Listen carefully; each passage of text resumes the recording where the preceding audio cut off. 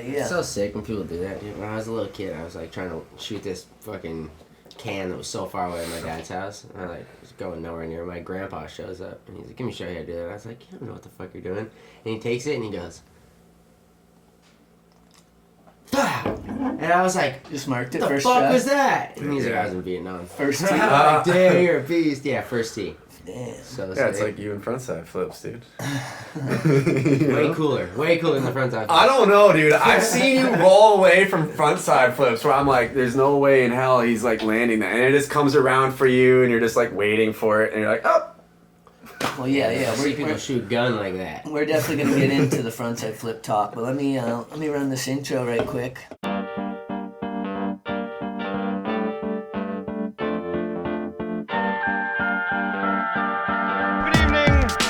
And welcome. Good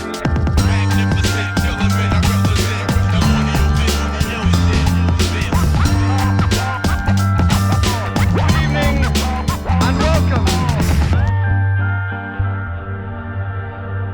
Back out here for Golden Hour, episode 20, I believe, and we have a one-of-a-kind guest, Mr. Jordan Maxham, in the spot. Welcome. Yeah, Travis. Nice to see you. And this guy. Yeah. Clint Clint Ayers on the location here, playing footsies with you. So we were just talking frontside flips. So we can start something like that. You've done some frontside flips in your day. There's, the one that comes to mind is that 18 rail. That was crazy.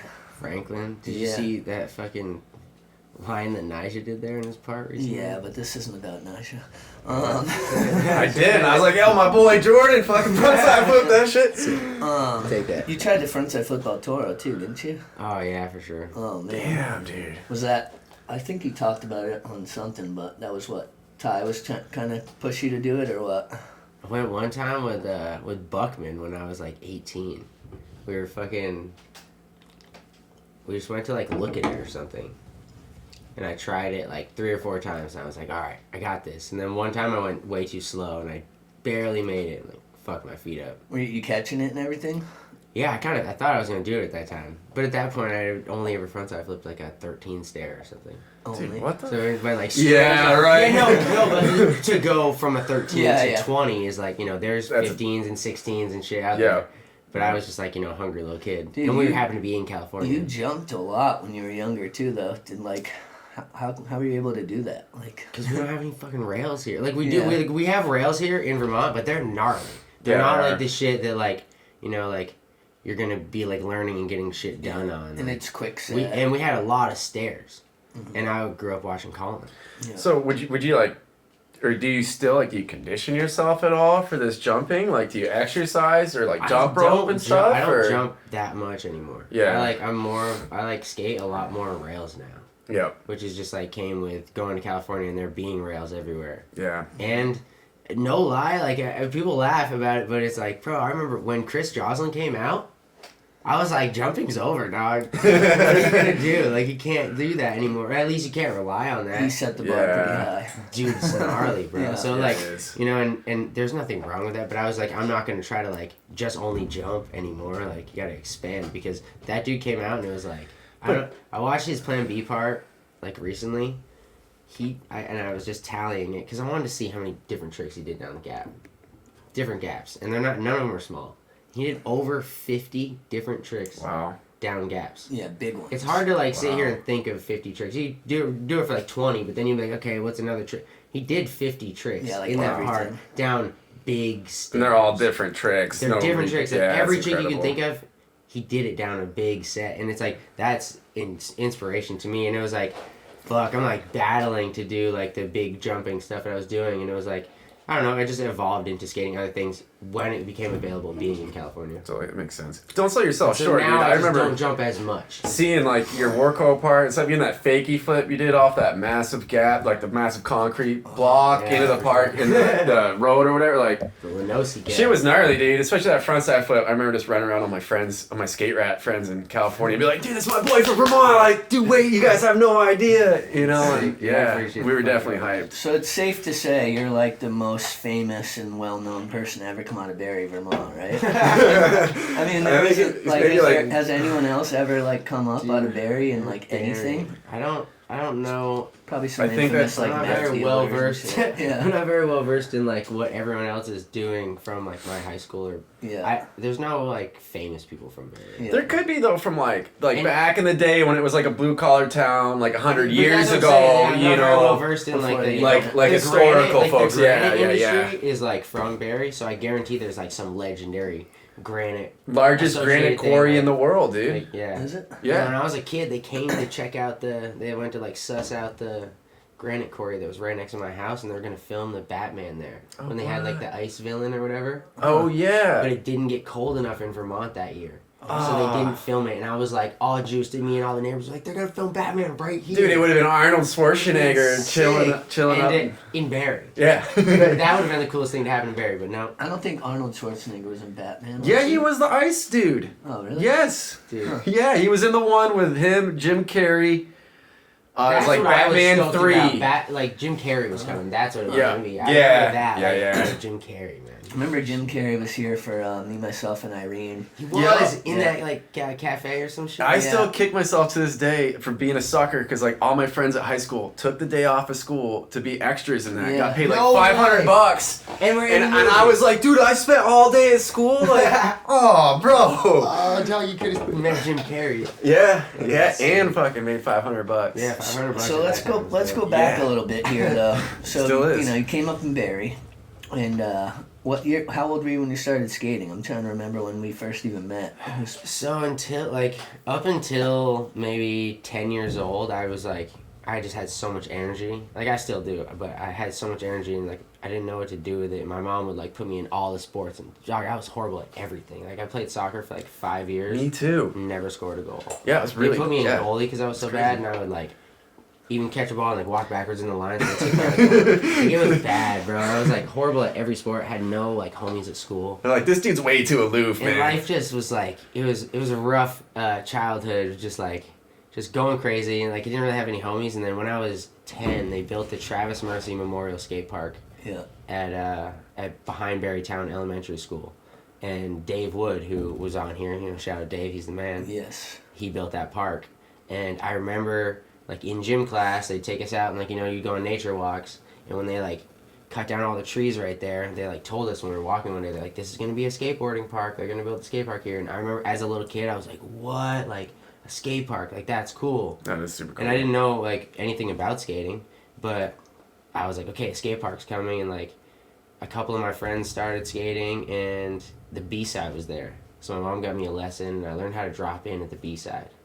One of the mini ramp in the Yeah, back too. the That mini thing ramp was in the super back. gnarly too. Not a good ramp to Dude. learn to. I remember just like, to me that is like a magical room, because like it was like my early like young kid memories, and like I just remember it from then. But like, yeah, I learned how to drop in there, did like my first rock and roll. Rock Yeah, fakie at that's the not B-side like ramp. the most convenient first quarter pipe. to No, drop in on. it's I mean, really- it was like probably like 6 feet. It's or like something. loud and cold. In And there. really Yeah. tight flat bottom and elliptical, so it was like steeper than Was it like steep? yeah. It was definitely steep, dude. Dude, I Yeah, remember the bank to wall, like Yeah. on the one end it went straight into the wall, just turned into the wall. Yeah, And you yeah. did a wall ride really high. Yeah. And like I think that was the first time I like saw Colin in there and shit. Like they had like a B-side contest in there, and like Yeah. A-Bear was in there destroying it, and like a bunch of like older dudes. I remember Burroughs used to skate, especially that bank to wall, really well back in the Really? day. Oh yeah, he would kill that Yeah, he thing. did like a tray fakie on in I think it was in Family Tree. Yep. Yeah. Yep. Dude, Yeah. he did, huh? I do remember. And that. Ollie Reed would kill Ollie it would fuck that too. thing up. Backflip Yeah. Anyway, Have you had Ollie on here? Not yet. Ollie, dude, he's coming, Yeah. dude. damn straight. Money is like Ollie. water. Yeah. Ollie quote. Sounds about right. Last time I was talking to him. So yeah, so you're around 10 when you started skating. Oh yeah, so my grandma bought me my first skateboard for 25 cents at a garage sale in Northfield. It was a little yellow banana board, Oh yeah. and it was Classic. fiberglass. Yep. And I also got like a tape of like the X Games, a VHS tape Huh. at like the fucking the VHS like Ormsby's in So downtown. you the got- you, like, VHS store. Rented it out of the library or Yeah, something. right? You know. But so I got that, and I just watched like the X Games tape, and That was your first skate video? dude, yeah, and it like I got that one and Bones Brigade Band This. Oh, okay. And nice. so like I mean Band This now in hindsight is like Classic. a classic and a game changer. So it was really cool to watch that, and like I think that I was more stoked on. I was a little kid who, like I said, was horrible at everything. So I dreamed of like being good at something and like having attention. So you watch the X Games and there's like all these people and they're cheering and the dudes are killing their runs, and like I was like I want to do that. So I'd like go outside on my 25-cent board and I'd have like my cousin like rate me like give me a score between 1 to 100. I couldn't do any tricks, bro. I was just like kicking the board around and shit, like, you know. But so that was my like first early skateboarding experience, and then when the park got finished, I would go there. Like my mom took me for the opening day, and it was like the sickest thing. Like Dave was there, like it was like popping, and my grandma won the raffle, so I won a B-side board. Oh, what? And it was sick. A 145. That's awesome. Dude, it was like a red graphic with like a dude. It was it was called 145. That was their like decks. It was the shit, and I was just like so stoked. I was a little kid, and like everyone was really cool to me, and everyone was at the same point. It wasn't like basketball or soccer or hockey or any of these. Where they're already things. like more advanced than you. People were good at it because they grew up doing it in their family. Like I was the only child. My mom raised me, so it was like I wasn't into sports. I didn't know about this shit. I didn't. So when I went to the skate park and everybody was learning how to push the first day, it was like, oh, this is a level playing field. Like, yeah, totally. And all the older dudes were super cool, as opposed to like there's still no other sport, basketball, anything where the 40-year-old dude is chilling with the 10-year-old dude because the 10-year-old dude is good. There's nothing else except for skateboarding. I thought about it like really hard trying to think of something else, and I don't know anything else. Like, I mean, I'm sure probably like scootering and rollerblading and that shit. And, you know, like, but just because that's like their same vibe of culture that like comes from what we do. Well, it's funny you say that because I remember like even when we were filming Piece of Time and like, you know, I'd bring like a girl over, like we'd go on a date or something, and I'd have like 13-year-old Stamina Bear like on my couch, and she's like, why are you hanging out with these like little kids? Yeah, I'm like, oh, they're good at skating, don't worry about it. Yeah, They'll be fine. We got some cereal in the cupboard. Don't mind them. So I would beg my mom, like, let's go back, because it was like I lived a mile away from there, and she was like, I'm not gonna leave you at the skate park alone. But like after like a month, she realized that like Old Man Curtis and like, you know, Andy Rector and all these dudes who were the older generation, like Tony Chucholo and Bernie and like all the older dudes, they could look after me and almost take care of me better than if my mom could if something pops off. Yeah. So she realized really quick that I could go to the skate park and just be there.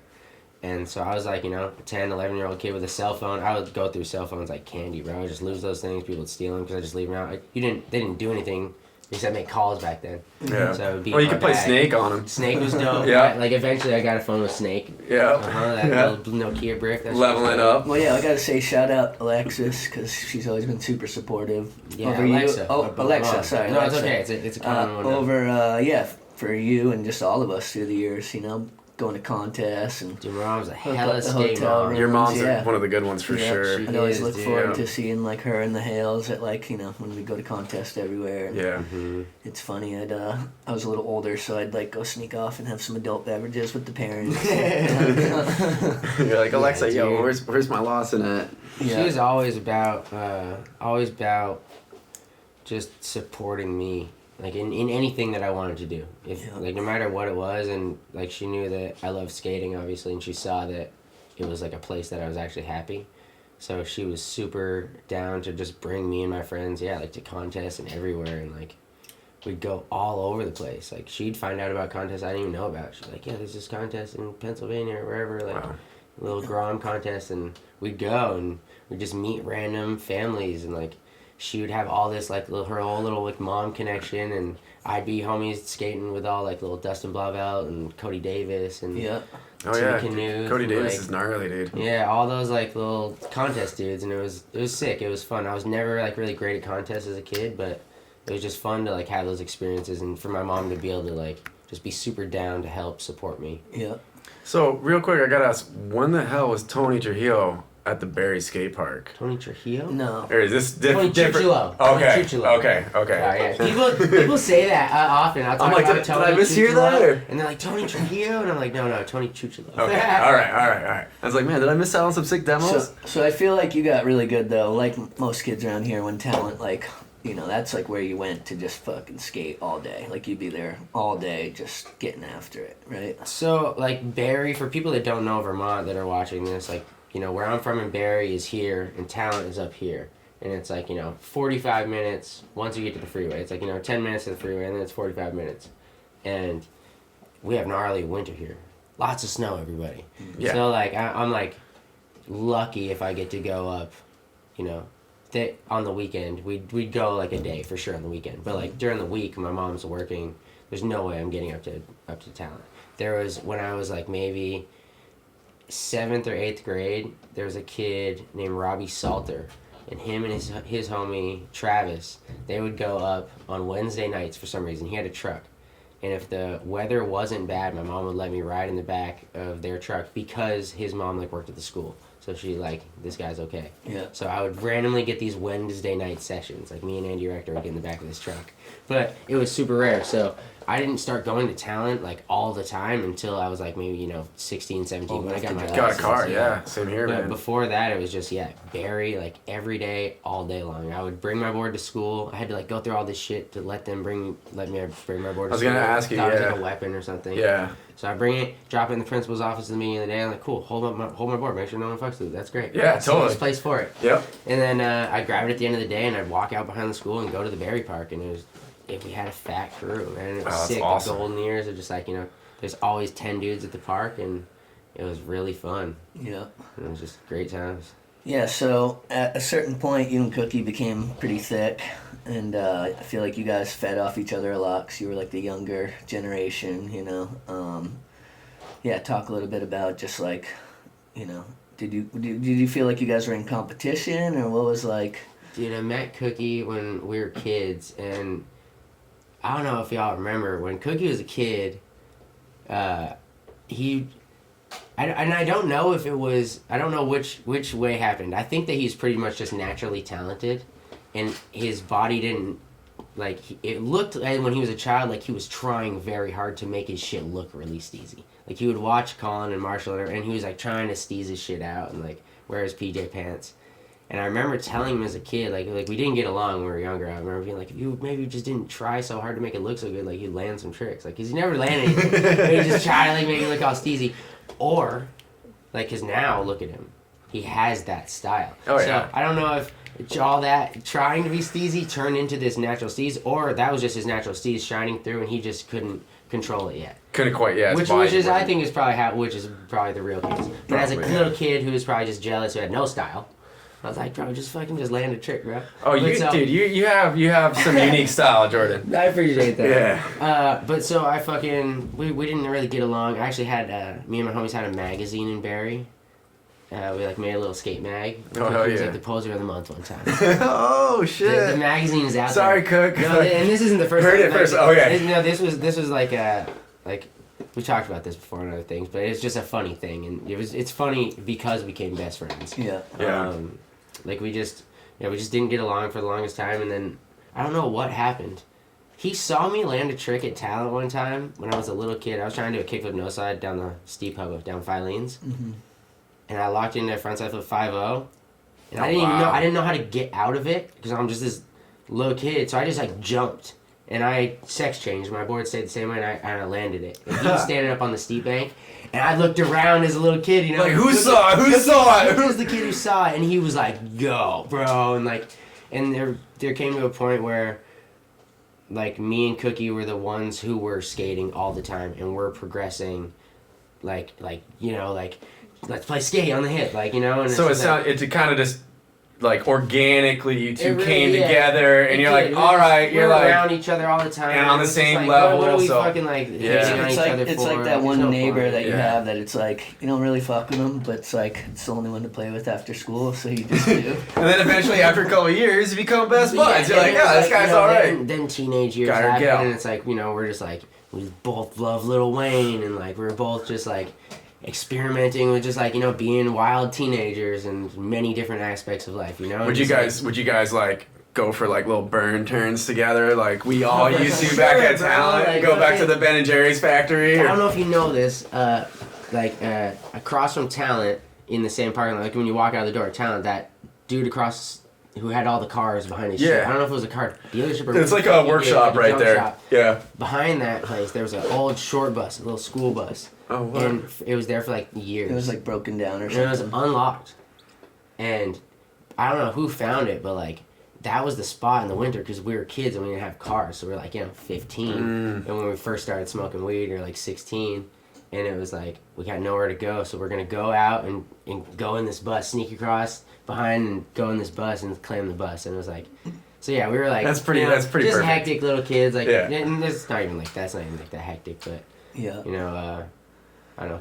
Cookie's got big prior obligations right now, sponsor wise. So I'll leave any serious storytelling to him. Stories of me and Cookie, but yeah, like we're kids, like having a lot of fun, and we grew up together, and we were on the same tip of like, let's get clips, let's move to California, let's make this happen. You guys were super motivated. We were like, I'd spend the night at his house, and we'd just watch skate videos, and like he'd come to my house, and then we'd go to Barre and like just like try to skate street. Like my mom got me a camera, and it was just.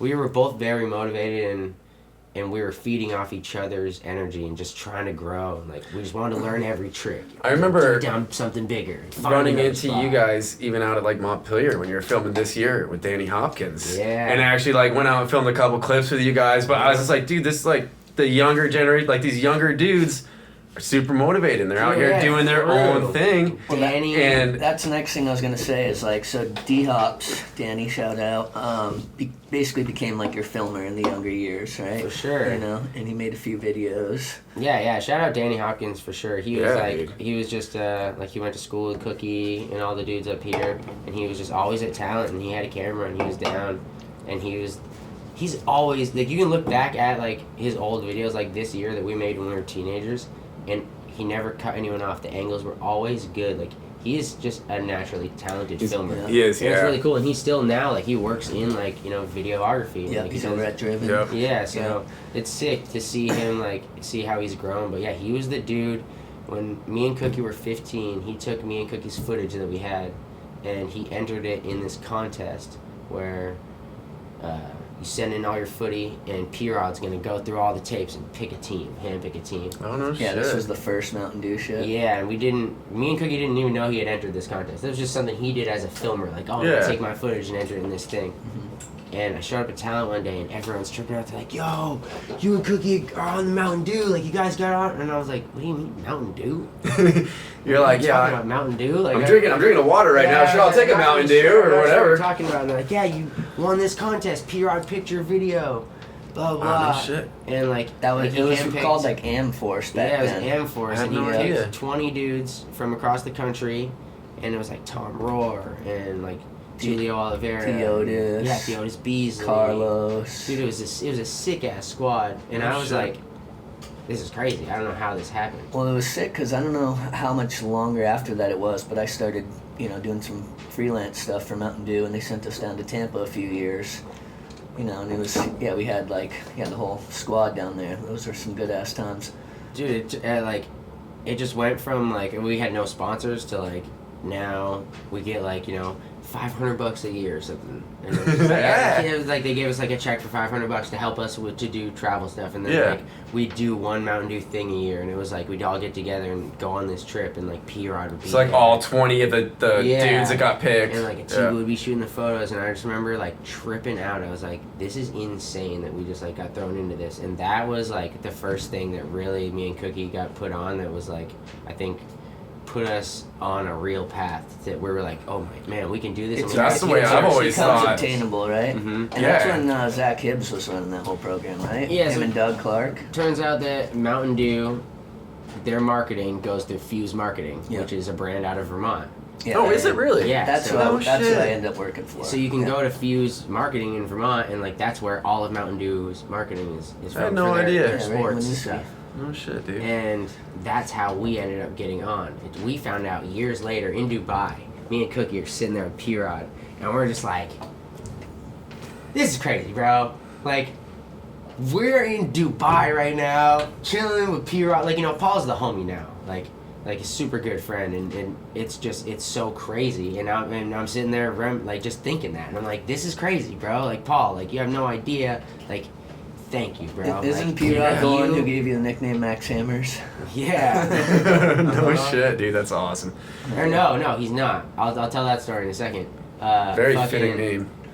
But so me and Cookie thanked Paul. We're like, bro, if you never picked our footage and to be a part of this, like, we'd never be in Dubai right now. I never would have seen half the world. Like, all this stuff, like, a lot of it's because of you. Like, thank you so much, dog. And he's like, man, you know, I really don't, I love it. As much as I want to take credit for that, and I love you guys, I never saw that footage.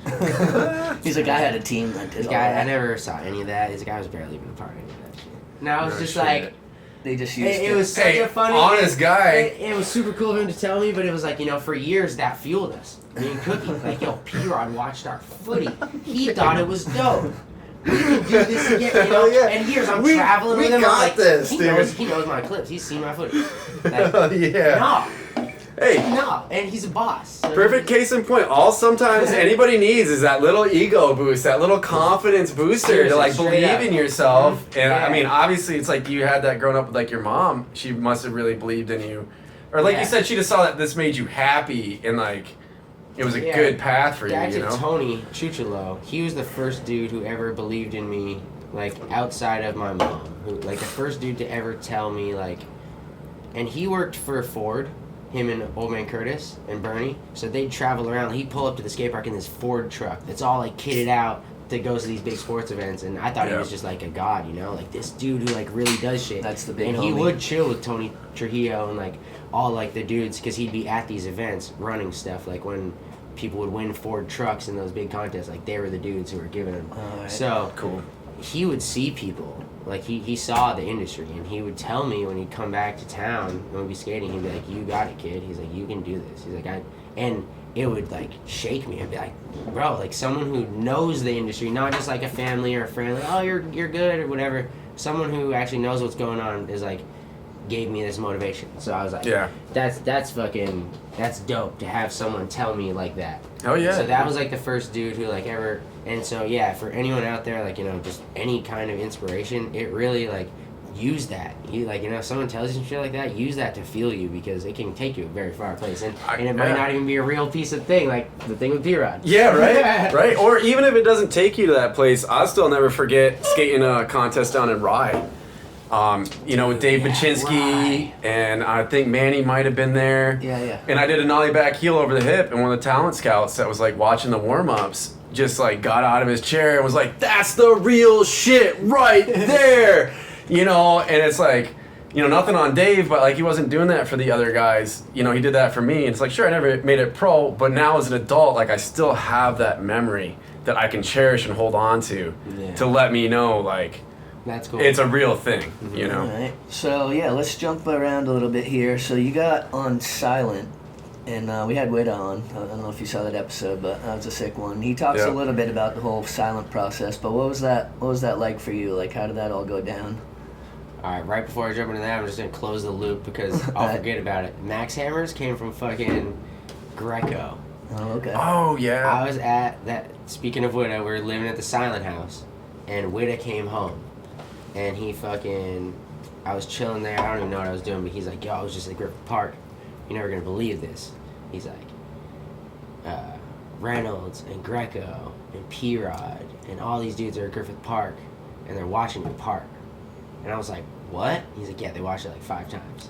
And Yeah. I was The, like, the old Warco Bro, part. yeah, my Welcome to Yeah, Warco dude, part that had shit just was come out. heavy, And dude. it was like I had been filming it for 7 years. Yeah, that was like a. It was Yeah. all Wasn't my that like an footage. 8-minute part or something? Yeah, it was all my footage from age 17. The best clips from 17 to 23 or It 22. Like this it was, show, dude. It That was part was all heavy. my like best shit, or like 18 to maybe like 21 or something. But it was a lot of years of footage, and it was like, you know, it's probably still one of my better parts. But what it told me, he's like, "Yo, they're watching it, and Greco was calling you Max Hammers," and I was like, yeah. I was like, "That's really cool." I was like, "That nickname is fucking weird as shit." I was like, but No, it's anyway. fitting. No, it's like So- perfect, dude. yeah, other people like it. I was never really a huge fan, but I thought it was super cool. And at the time, I was like, I'm trying to get on Baker. Yeah. I was like, that was my dream. I was like, I I want to be part of Baker. That's the shit. And if Reynolds saw it and Greco was there and they're stoked on it and they're watching it, Might have it in. I skated a Theo board like in that park for a couple things. I was like, maybe let's see that shit. That's when you grab your Theo board, you run down to the skate park, you start ripping. But like nothing ever came of it. Yeah.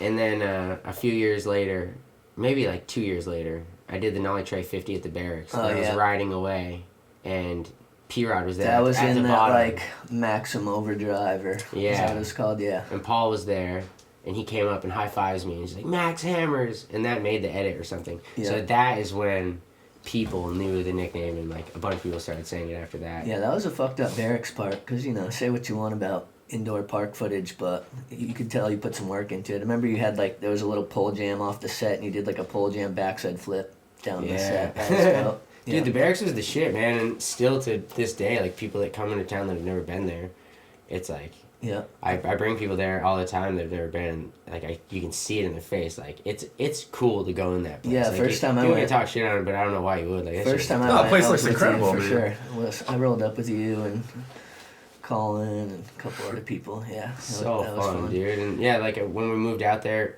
Cookie, like we couldn't get into the Barracks at all, and then Cookie through Mighty Healthy, because they were doing things with the Barracks, got invited to film some stuff for Mighty Healthy with the Barracks at the old Barracks. Mm-hmm. So we started skating there, and I skated at that Barracks, and when they switched at the new Barracks for like a year, just on random sessions, or maybe 2 years before Chase ever said anything to me. Oh, wow. Chase is like, he's the man, he's the homie, but he's also just like, he doesn't, like, he's got so much going on, he films so much shit that he's not like fucking with everyone that comes in. He's there. not chasing shit. And he He's sees not so chasing many shit. incredible, Exactly. talented athletes come in there, man. Yeah, so I was like honored when the time came and he's like, hey, let's film some shit. And like he like posted a photo of me on his Instagram, and I was like, another like just boost of confidence. Like, Yeah. oh shit, this is really cool. Yeah. And like Barre was telling me forever, he's like, my name was Never Ending Spliff on Instagram, and Barre doesn't like weed. And he's like, bro, he's like, just change your Instagram name. He's like, you gotta change it. You can't have weed. Just change it to something else. I'm like, I'm not doing that. And eventually he's like, if you change it, I'll put you on. He's like, change it to anything but Never Ending Spliff, and I'm gonna put you on. He's like, I'll give you a full part on the Barracks. Like, we'll do a whole Maxham week, blah, blah. And I was like, all right, call this bluff. Change it to Never Ending Steve. And because my middle name, That's great. I have two middle names, Steve and Allen, but I just changed it to Never Ending Steve to, that's cool, to dude. troll Steve. Yeah, Before trolling was even a thing, I was just like, and I thought it was hilarious. And when I went to the Barracks like the next day, I got like a standing ovation from everyone in the office. They all fucking loved it because that's their boss, and I was clowning on him, so they thought it was funny. But and luckily Barre thought it was funny too. And it worked. And it worked out So for he, you. he hooked it up, and like it took a bunch of people a long time to notice because they don't see the name change at the end. It's still looking Never Ending with an S, like it looked like Spliff. Right. Only if you look and notice. And I sent him the first photo I posted once I changed it was me sitting there on the couch with my eyes like so red, and it said, "How's this, Steve?" Hell yeah. And I tagged him. And he thought it was hilarious. And Is that photo still on your Instagram? No, it's just gone. But you're back to Never Ending Spliff now, right? That's like my side page. It's like where all my music lives. Oh, I got you. I got you. So let's go back a little bit. Talk about how Yeah, because sorry, the Silent was Silent like your House, for first sure. real board sponsor, right? Mm-hmm. And that was like a MySpace company at first, right? Or something. Dude, Cookie found Silent on MySpace, just like sponsor searching. Back in the day, you could just like search for skateboard brand and like see all these small skateboard brands that were making MySpace pages. Oh, shit. I mean, you can do it now with Instagram. Find a small, go out bro. If you're trying to get sponsored, go find a small skateboard brand on Go Instagram ahead, dude. and just send them clips. Because you can probably get on a small brand. They're trying to reach out and build. That is obtainable to branch out before you go send your stuff to this huge company that's never going to see your DM. But so anyway, that's how Cookie made it happen for me and Cookie and all the homies. Cookie found this company on MySpace. Yeah. Just searching. And sent him his footage. And the dude, he got a reply from this dude, Paul Wilson. And Paul was like, yeah, I want to fly you to California and stay at my house for a week, and I'll take you to this contest. And all of us were like, alert, alert, alert. Like this, I got candy. I got puppy dogs. I got balloons, dude. I was like, this is like a 50-year-old dude. I was like, that's replying to you. His picture it looked kind of sus. I was like, I don't know about this, bro. But he was willing to pay for the flight and pay for Cookie's dad to go. Yeah. So, that's legit. if Mike's gonna be there, it's probably legit. So we were all like stoked for Cookie. Like he's going to Cali, and he went to the contest, and like I don't know if he won or like, but he got some money and like he killed it. And there was footage of him skating in California. You know, we're all in Vermont, like. Damn, this is dope. So obviously, I'm sending my shit to them too. Hey, I'm Cookie's best friend. Check out my footage. Yeah. You know, and like that was how I got on Silent, and that was how Witta like, hey, I shoot photos of these dudes. I can shoot photos of both of your team riders, and it was like Witta was the older dude. So when it came time, when I turned 18, I was about to move to San Francisco with my girl. Because I went there one time with Colin. My mom made Colin my legal guardian so I could travel. Really? Went to Frisco. Stayed at where the fuck did we? Dude, we stayed at Luke's. Dude, no, we didn't stay at Luke's house. We stayed at Burroughs. Oh, word. Burroughs and Abear's pad. Yeah. And I was 15, and it was the best time ever. We bombed hills, and like I drank my first 40. That was in the Mission, or where was it? Yeah. It was the best. Kyle had just done the nose grind and ollie flip, and he was living on that height. And it was What, like, the one around the curved ledge? No, the 3 up, 3 down. Okay, yeah. But so yeah, like I went to Frisco, and I was like, that's where I'm going. So me and my girl, I was just graduated. I'm going to Frisco. And Paul tells me, he's like, yo, I'm going to get a house for Silent Skateboards.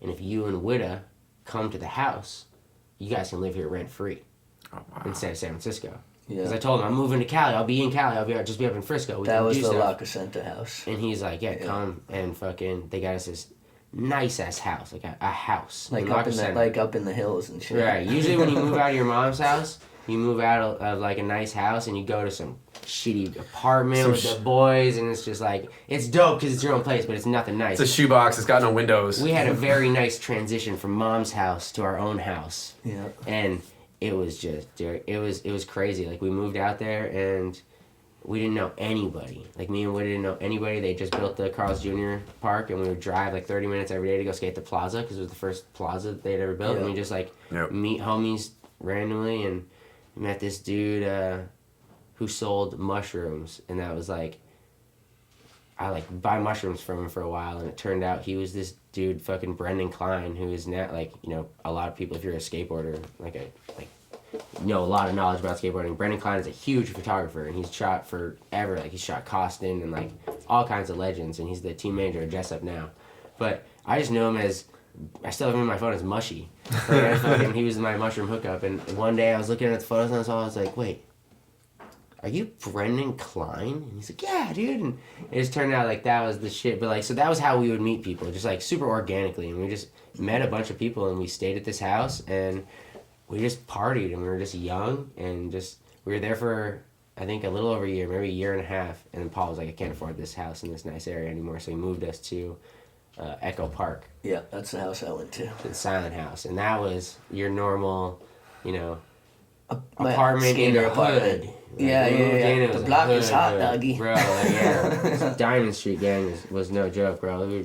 You'd come out to your car, and there'd be 10 dudes sitting on your car, and like, you pull up with a chick, and they would all be barking at her. Yeah. And Well, there's and so nothing you can and do so about they it. were. Oh, like, yeah. You know, you never feel like such a bitch. You know, you think you're a big old man, and someone's barking at my chick. No, what? No. Walk up that block and do it. Yeah. Yeah, so they were like, it was Not a good Diamond, idea. like the Diamond Street gang or whatever, and you were like hooked up by Diamond, or you were like getting Diamond stuff. Yeah, Oh, yeah, dude, yeah, for sure. So I skated for Diamond, and like after a while, they realized that we were skaters, and we weren't just some random white boys coming on the block. They were like, we didn't fuck with the police either, and we were partying and shit. So they were like, oh, these guys are cool. Yeah. And Tom Rohr and a couple homies, like, it's a long story, but long story short, they ended up getting called on by like the boss from the Diamond Street gang to go skate a birthday party for the boss's kids. And they like went to the mansion and skated this party, and we were good forever after that. Oh, yeah, for sure. Yeah. For sure. And so you would like sell them Diamond gear. But so I'd sell them Diamond clothes. They love it. Like, I have all these Diamond fucking clothes. I'd go to the warehouse, and I just grab a bunch of extra like 2XLs and 3XLs. 2XL, yeah. And bro, the Tall whole tees. street would be rocking fresh Diamond gear because they love it, because they're Dude, Diamond dude. gang, and they just had the fresh Diamond shit. But like, it was cool. Like, they were homies. I still fuck with my one dog Frank. Like, I still see him. I see him every once I in a definitely while. met Frank when I was out there. Good dude. Yeah. Like, super good guy. That's hilarious. So yeah, you lived out there, and at the time it was what, you, Witta, Cookie. I mean, that house was like always kind of a rotating door, but Dude, at one point it was me, Cookie, Tom Rohr, James Buckman, Pat Rumney, the homie Todd, rest in peace, Cody Hale, my girl, Cookie's girl, all in like a and 3-bedroom. like fucking like another like 1 or 2 homies in a 3-bedroom. There would be people straight up like Lamar Hemmings would be sleeping on the stairs. Yeah. He'd wake up and he'd be on the stairs.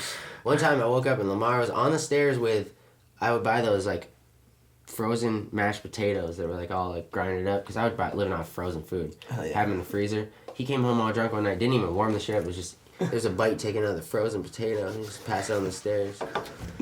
But like yeah, so that was skate house like to the fullest in the smallest place, and we were rage. Well, that house had that birthday, sick roof that you'd go out Witta's like window and go up to the roof, and it overlooked all of downtown Dude. LA. best. We'd just be up there and be like, we're gonna go skate in there right now, and we'd just like everyone would just go in there and fucking. Remember being up rage. there and like Josh Sierra trying to like battle rap me and shit.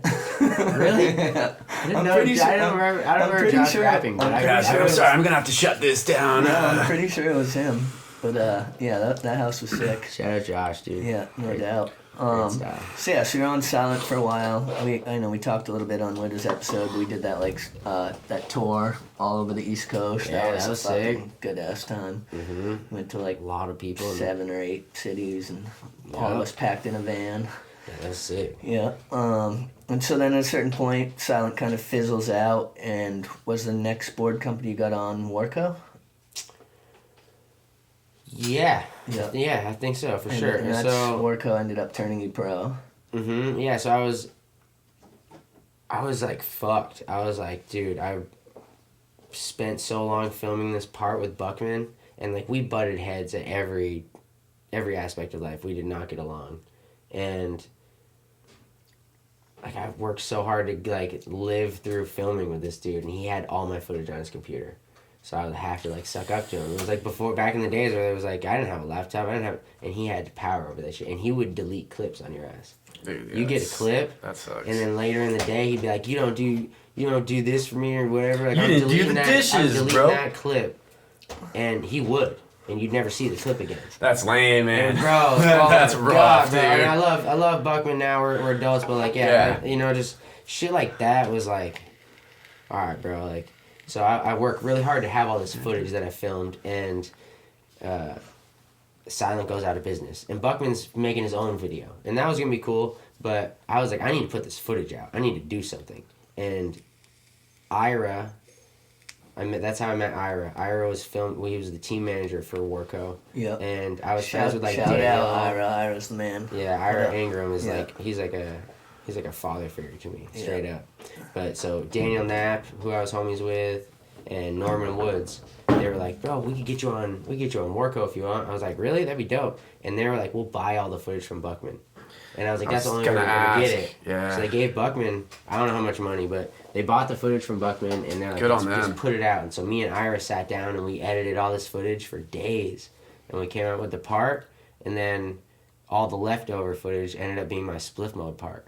Oh hell yeah. And the spliff mode video was like got like a cult following, and people still love the spliff mode. Yeah, video. that shit is dope, dude. And it's crazy because that was literally just all like the stuff that didn't make the cut, and it ended up being stuff that like I look back at now and I'm like, oh, I'm glad that this ended up being. It's like the tilt mode videos back in the day, dude. I don't know if you ever grew up watching those. Yeah, for but sure. Yeah.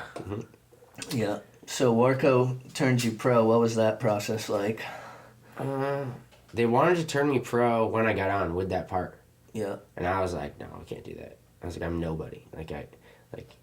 I was very proud of the part, and there were things in the part that I knew, like, you know, like NBDs and like big things that I knew Professional should level. put me on that path. But I was like, I've never had an interview before. This is my first real part. I like it, you know, I don't have any legit sponsors. I was like, I can't just go pro. Yeah. And so I was like, no, we can't. And they like every year they would kind of be like, let's do it. Let's turn you And pro. somewhere along these lines, Colin got on too. Yeah, dude. When like once I got on Warco, like like the team was so dope, and they needed pros, and I was like, dog, I know who's pro, and everyone knew Colin that was on the team. They're like, yeah, of course, and it was like, this dude deserves to turn pro, and this is a time where we can do it. And Colin gave so much to me in the sense of when I was a little kid, I would sit there and I would film Colin, and he didn't know me, and I would film him kill talent, and I'd go home and I'd watch all that shit. Watch the footage. And I learned how to do the tricks, and and he called me out on it one time, and I thought it was hilarious. And I was like, yo, let's film a trick. Like when I would finally get the nerve to talk, and he goes, why? So you can go home and watch it and learn how to do it? And I was like, damn, bro. It was like the meanest thing Colin ever said to me, because he's not that dude. But he fired at me for that 1 second, and I was like, oh, damn, you know what I'm doing, huh? Like, so, but like, we were all inspired by dumb. Colin. Yeah, I just were, happened to have a dude. video camera and could go home and watch him do it over and over and figure out how to do, like, It's a pretty good blueprint. yeah. Yeah, I'd say so. So I was like, like more than excited to be able to give him the board that he's always deserved. And Yeah, because you were kind of Yeah. like, it only makes sense to turn Colin pro, and then I'll talk about it. I mean, even last night we were skating talent. We could throw some clips in, but like he skates once a month, if that, and is still just so ridiculously good. Dude, never. It's not gonna ever stop. I was tripping out last night watching him skating, and every time I've ever watched him skate, I trip out. Yeah. And So everyone who ever first does. time ever, and like he was like 13, doing no slide and ollie flips, trying them, and I was like, dude, why don't you just try like an easier trick that you're gonna land? I'm like old school skater, like 5-0s, bro, crooked grinds, Like what I was telling Cookie. And then and then he fucking did it like 10 tries later, and I was like, whoa, like shushed me. I was like, dude, like wait a minute, like Yeah, straight this dude's up. on a different level, Clint. So, what year was it that you actually turned pro? I turned pro when I was 23, And how old are you now? right? I want to say I was 23. That or I was 25. How old are you now? I'm 32. I think I was 25. I think Okay. the Welcome to Warco part came out when I was 23. Yeah. And the oldest clip in there, I remember, was 6 years old at the time. Oh, damn. That was the math I was trying to figure out before. But then, so for 2 years, I was like, no, we can't go pro. But then we filmed Sun Machine, and the video was insane. Like, Yeah. Ira did such an amazing job with the video. And Colin, that was when we were going to turn Colin pro, and we were going to turn Daniel pro. And I was like, all right, let's do it. Let's all go pro. Like, we'll have this sick little team. We'll all go pro. We'll have boards to sell. And, dude, Warco was on a path. We were going to Yeah, do it. We were that going to do it team was really stacked, right. for Yeah, sure. it was. All the boards sold out. Like that. I couldn't believe it. Like, and shops were calling and emailing. They wanted more, and they wanted more, and they wanted more. And, like, I'm not going to say any names or throw anyone under the bus, but, the money from fucking Warco, where the boards was coming from, was getting used to pay other bills, and they were going other places. Yeah. And then, It's pretty typical of Yeah, businesses. it's a small A company. lot Yeah. of businesses, even bigger corporations will do that bro, shit. and it's like, if they had taken, the 40 grand that they made off the boards and put it back in, To more boards. and put them in the shops, we would have kept selling out. We could have done another a tour with the video, premiering it and Yeah. filming and doing, like, we could have really done it. Like, Warco could be some shit right now. Yeah, it still. could. And I believed in it, and it was still, to this day, some of the best times I ever had. That team was so dope. We traveled all the time. We were like a real family. Yeah. And it was like, after that video, I thought we were going to really do it, but it just fizzled out because the people who were in charge of the money took the money and didn't use it wisely. And it came down to, like, me and Norman, like, give us what you owe us, or give us all the product. And Yeah. we'll sell it ourselves. Like, Yeah. It got gnarly, bro. And, like, Ira left. He's like, you can't do this. And things got gnarly at Warco. It got real gangster for a second. But we You're were like, yo, we living on Diamond Street, man. Bro, no, but, like, it was just, I don't know, it was stupid stuff, and, like, it could have all been avoided, and everyone's over it now, but that's where, that was how that all fizzled out. And Yeah. after that shit, I was just like, I was pretty much, Travis, you wanna? Yeah. after Warco, I just pretty much, I didn't know what I was gonna do, and fucking, that was when, Mystery came along, I think. No shit. Yep. So how long was it after Warco before Mystery happened for you? Fuck. Like, how long were you sweating? Just No, like, I was never like, it was never even like that. I think there was just, did you ever feel like shit, maybe this isn't gonna work out for me? I might have to actually like move back to Vermont or like get a normal job just to like pay my rent and shit. You know? I think at that point I was pretty like felt pretty secure. Like I was very stoked on like how the Sun Machine video came out. Yep. And like Mountain Dew was taking. Now that I was pro, Mountain Dew was taking care of me. And you had oh, okay, cool. So like, yeah, so you weren't left completely high and dry. Yeah, I was completely chill. Yeah, but yeah. I did know that if I didn't get on another board company soon, that my Mountain Dew pro contract was in jeopardy. Yeah, because that's like really what it's about. Like sponsors, once you have like a legit board company, that's when you can use that to leverage with other sponsors. And I was lucky, and like I was lucky that Warco, that we had made it legit enough where Mountain Dew looked at it as a brand that turned me pro, and not just like some small brand like it didn't count. Like and they got behind it too. Like Jordan's pro, and like that was really cool of them. So I just knew I needed to do something, and. My homie Schmatty skated for Mystery. Oh, no shit. Yeah, Schmatty's awesome, dude. Yeah, he's the man. Yeah, he's ripping. He just did the fakie hard flip, fakie manual on the courthouse stage. Fun. Yeah. Insane. Yeah. Yeah. And, but so he, like, I, like, asked him what was up with it, and he's like, yeah, hit up Sierra Fellers. And, like, I didn't really know Sierra that well. Like, we've crossed paths a few times in skating. Yeah. And, I just hit him up, and I sent him footage. And speaking of people who are ridiculously good. Yeah. Yeah, dude. Shout out Sierra. That's the homie. Sierra's the man. He's a different level. It was funny because when we were at Tampa Pro a couple years ago, I hadn't seen him in at least 10 years, maybe longer. And I had filmed some clips with him at a Tampa Am. And I roll up, you guys were sitting on the porch. And I just remember he was like, what's up, man? You look familiar. I'm like, Travis. He's like, oh, yeah, you filmed me do this trick, this trick, this trick. I'm like, what? How the fuck do you remember that? Like, that was 15 years ago. How do you remember all the tricks you've done, bro? Yeah, I mean, I was saying the other day, he's literally, him and Tony Tave, like, were the first dudes to ever, like, bend their legs like that with the switch heel. Yeah. And, like, it's emulated to this day. Everyone will try to still do that. And a lot of kids literally have no idea that it even came from him. Yeah. But, like, people that know. It's like, but yeah, so he's... Yeah, Sierra's nasty, because didn't he win, like, he won a Tampa Am, and he won, like, best trick, I think, like, maybe even the same year. Like, it was just... I know he won Tampa Am, but I'm not sure about the best trick part. I'm not saying he didn't, but that's not... I just thought he could do nollie heel flip blunt slides, which is like, dude, how the fuck do you whip a nollie heel flip over? I'm pretty sure he won like, Tampa the first year I ever went. Oh, that's sick. Yeah. Yeah, he's an amazing skateboarder. Yeah. That's for sure. Yeah, so we're bouncing around here a bit, but at some point... Oh, no, yeah, so that's how I met Sierra, because I got on Mystery. Mm-hmm. And when I got on Mystery, I was kind of hoping that, like, I came from Warco where we traveled and we were all family. I thought it was going to be kind of the same thing, and it just wasn't. So I was on Mystery for a year, and, like, I'm a colorful person. I like, I've been, like, literally just like colors. Yeah, but all their graphics are like black and white, yeah. And I got them to do their first ever color boards. No shit. And we did that Dr. Seuss graphic series. Oh, yeah. And it killed it. I think it was like one of their best selling graphics ever. Yeah, it was like... Yeah, they're like, maybe we should like use this thing called color, dude. Was it like Green Eggs and Maxham or something? Yeah, that was like the Green Eggs and Maxham board. Yeah. And like, I designed it around Schmatty. Because I was like, let's do a Schmatt in the hat board. It'll be sick. Schmatty's hat and all his chains and shit. Like, it'll be dope. And I was like, oh my god, Green Eggs and Maxham. I was like, yo, let's do a whole series.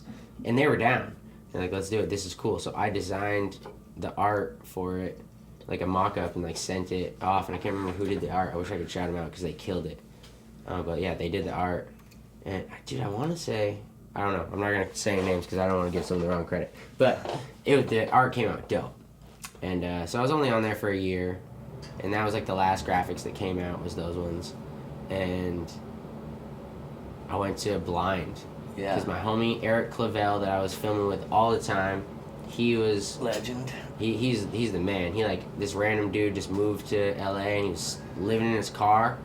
And I'd call him up in like, like 8 in the morning, be like, hey, what's up, you trying to skate? He's like, yeah, I'll be there soon. I'm out an hour away in Santa Clarita. I'm like, oh, what are you doing out there? Like, you meet a chick or something? And he's like, no, just looking for spots to bring you to. And I was like, all right. And he'd come and film me, and we'd get clips. And before I could get home at the end of the day, he would have the link in my email with the clip. Wow. And I know, like, as a filmer, that can be really obnoxious. So someone who's that on it to, like, Bro. send it off, because it's like, you know, half the time The man. you get home from a day of filming, like, all you want to do is chill, like, eat, sit on the couch, whatever. But yeah, you got to load the clips and all that. But so to he be saw the that value in ambitious, it. yeah, and to be on it, you know, that's it motivates kids for sure. Yeah, you it know? does, So dude. doing stuff like that got him to the place that he was about to be the team manager for all the brands at Dwindle. Oh, holy shit. So he was the Which team is manager. like World Industries Yeah, it's or Blind. Dark Star, Blind, Almost, Almost. Mm-hmm. and Welcome. Oh yeah. Maybe something else, but I don't think so. I think it's just those four. And and Enjoy. Sorry, Yeah, yeah, Enjoy. Yeah. And Eric was gonna be the team manager for all these companies, and that was my filmer. So they were stealing my dude. Yeah. I was like, we were getting shit done. Like, we'd go out and we'd get 2 clips a day, like every day. And filming with Eric, I ended up in 2019. I put out 3 parts that Holy year because shit. we were just getting shit What done. what parts Yeah. are they? I don't even know. I think like maybe a Dummy Wheels part, a Grizzly part, and a Barcelona part maybe. Or Oh something. yeah, that's right. And in the Barca part, you were like around that time you were starting to kind of skate a bunch of like different, like you were doing a lot of pop out on rail stuff and like skating like rails that landed into stairs, right? Like right. I mean, about by the that? time we went to Barcelona, I think that was probably my forte a little bit more. Yeah, But you can only jump for so long. well, yeah. So, but anyway, Eric he got this job, and I was like, all right, well, I'm gonna just go skate with you guys every day. And he was working on this project with the blind dudes, so I was just out with the squad every day. And I hit up Weiss one day, and he's like, I'll give you a board right now. He's like, I'll put your name on a board, and you be a part of the team. And I was like, really? And Blind, for people who don't know, is like one of the biggest companies since forever. Like Oh, Bro, OG, legacy OG land. skate Like, company. It's their history is so deep and Yeah. like so amazing, and like I was like, to have my name on a blind board, like, and they had just started bringing the Reaper back. Yeah. So I was yeah, like, yeah. bro, my name's gonna be on some Reapers? Like, Yeah. this is crazy, Oh, yeah. bro, and I still even now thinking about it. You guys have I an used to awesome always team buy the right now, Krieger, too. the Krieger blind boards back in the day. I remember I Yeah. had the one that had like all the turntables. Remember the on it. turntables? Yeah. They Yeah, reissued yeah. that board with my name on it. Oh, that's crazy. That's one of my boards now, and I was So- like, yo. When A-Dog's house burnt down, and he lost like a ton of his shit, which ironically, full circle, Witta's dad was the landlord. He owned the house. Mm-hmm. But I went and gifted A-Dog that turntable board to like, so he could have something, because like he had lost like a Yeah, ton of yeah. his shit. Yeah, That's he, sick, he was dude. super hyped on that. Classic board. Yeah, so you turned pro for blind, and when was that? Like a couple years ago? I've been on blind for like maybe 4 years Oh, now. damn. So I think I was probably like 32, 31, 30, 29, 28. Yeah, I was about 27 or 28 when I got on blind. And I had a part for them. Like we did like a welcome to blind part, and they used some of my art for their first graphic. Thought it was super dope. Yeah. And they were just really welcoming, and I was honestly surprised. I was still surprised to this day that went down. So it sounds like you're pretty happy there. So maybe 3 months ago now I quit. Okay. Yeah, what prompted all that? Dwindle's been sold a couple times, and for one reason or another, they haven't been able to get their finances right, and I'm just, owed a good amount of money, and I just can't keep watching more boards come out with my name on it, knowing that someone's collecting a check and I'm not getting mine, and I have a family to support. Yeah. So we parted ways, and I'm still, like I said, I trip out on the fact that I got to be a part of something like that, and there's so many boards with my name on it, and because I was on blind, I got a tech deck. Like, they had a deal with tech deck. Like, Oh, wow. you go into Walmart and buy my tech deck, and like, bro, for me, I'm like, going to to my Walmart, mom dog. to text me and be like, I found your tech deck at Walmart, and like her have tears in her eyes, and like, bro, that's cooler than going pro. Dude, Like, that's fucking so like huge, man. they made dreams come true for me, and I appreciate the fuck out of everything they did. But it's a different team now. They've been sold to other people, and pretty much we all left. I think me, TJ, Cody Mack, we all quit this year. TJ worked out a deal and they got him back. Mm-hmm. So Yeah. I'm stoked for him. He's Yeah. happy. He's doing his thing. Yeah. Yeah. But like I am still owed the money that I'm owed, and it's supposed to come in, sometime. Pay that man his money. Yeah, It's just like- give the man his fucking money. Like that scene in Rounders. He Yeah. bid to me. Pay that man his money. So we parted ways, and now I'm just like in little kid mode. Like I haven't bought a board since I was 15, and I skated for a lot of small brands, so I get like ride the same board, 10 boards in a row. Yep. Then I got a mystery, and it was a little bit better, but I didn't like the graphics. Didn't feel like my vibe. So when I got on blind, and I started getting a box with, it wasn't even boxes. Eric was the team manager. I'd go to the warehouse. I'd pick out heat transfers. I'd pull out boxes from the top of the thing. I'd pull out 90s heat transfers, or early 2000 heat transfers that people had forgotten about. Graphics that were so dope, and I'd heat transfer my own shit. I'd be skating the dopest graphics, and I'd have so many of them. And that makes you really want to work with a company when you have when they just give you that much free reign to Dude, self-express. Yeah. That was the shit, man. Eventually Eric lost his job for one reason or another. Who knows why? But he was killing his job and he was doing so much. But so all that changed, and I ended up going back to, after COVID, getting one box with 15 boards in it. That was my graphic, which I don't like skating a board with my name on it. Yeah. You'd think it's a cool thing, and it's a fun thing to do once or twice, but I want to skate my homies' graphics. Yeah. I Yeah, want you to wanna skate all support your other people. homies. It's weird. It's a weird I narcissistic see feeling both. I see skating both board. sides of it, because you hear people being like, "Hell yeah, skate my board!" I've And I see worked that this, side too, yeah. Work hard for it. Yeah, I think both are official. Yeah, and it's a fun thing to do, and it's cool, but for me, there's just something weird about it. And when I skate on a team with TJ Rogers, yeah. I want to skate a TJ board, Yeah. dog. Who is absolutely Mickey Papa. Dude, TJ is one of the best ever. Yeah, Dude, that guy's it's fucking murking it's it. unreal. And when you watch TJ skate in person, it's like you're watching his video. He's very consistent. Mm-hmm. You go to Jaquan any Sunday, and he's there doing all those tricks, Yeah. just skating around, and it's crazy to me. So I wanted to skate other people's shit, but anyway, I'm, now that I have the freedom and I don't have a board brand, people are like, "What are you gonna do? Who do you want to skate for?" And I'm like, I don't want to skate for anybody. I want to I bought a girl board. I want to nice. skate a girl board. Yep. Because that's what I grew up watching Josh Shea skate, Yeah, and that's I all grew I up skating skated. girls. We used to skate those things all the time. Well, I love that they were flat. Yeah, they were, and that's what Josh says about it. That's why he got him, but I got him because Josh got him. Yeah. And shout out Josh Shea, Vermont legend that Yeah. needs to be on here eventually one day. Oh, for 1000%. sure. Yeah. It'll happen for sure. If y'all tune in long enough, you'll see them all. Yeah. But so now, and I just bought a black label board from Talent the other day. I've never skated a black label board. I bought it for the graphic. Oh yeah, we used to I was shred looking, those hard, dude. What's my size? What's the dopest graphic here? Boom, got it. Hell and yeah. I haven't done that since I was a kid. And I was So like, yeah, you get to have fun picking out your boards now. And, Yeah. You're not just all right, another one out of the box, same old whatever. Yeah, and if Yeah. something comes along where people are some brand that I really respect, because it's I'm not just gonna go skate for someone. I don't need to, I'm done chasing shit. Yeah. Yeah. I'm 32 years Dude, old. there's those new Something B-side comes boards, along. dog. I would like to skate a B-side board. I Yeah, would me dope, too. for sure. Yeah. I would love to. They look Straight fresh, up, man. That's They where look I came great. from, bro. I might have to go cop one of those. Yeah. Now that you say that, straight Yeah. up. Yeah. Today, Gotta after I leave hit it, I up might Kyle go. Burrows.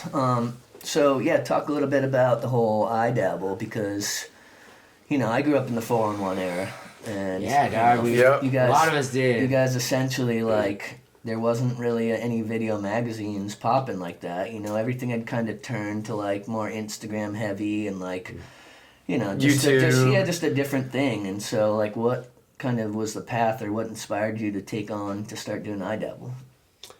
So years and years ago, when I And was how still much living work was in the it? silent house, I was filming with I started filming Cookie on my iPhone, warm up, because Cookie warming up is it's one of the coolest things ever. The shit that he does when he's just just got to the park, or wherever spot you're at, or wherever you're just dicking around getting coffee, that's the coolest stuff to me. Yeah, it might Cookie not be is- for a part, but it's just incredible to Dude, watch. it's so amazing, and that's real skating to me. So I was It's I almost would kind of tell Mark people, Gonzalez-ish. well, someone film Cookie, film him while he's warming up, tell Buckman or whoever had the camera, and they wouldn't. They want to wait for the real gnarly shit, and I'm you guys are missing the point here. Yeah. So I started filming on my phone, and Mountain Dew got me a little handy cam. That's when it really started. Mountain Dew gave me a handy cam, and it had the USB stick that popped out, and I plug it into my laptop and put the camera shit in iMovie.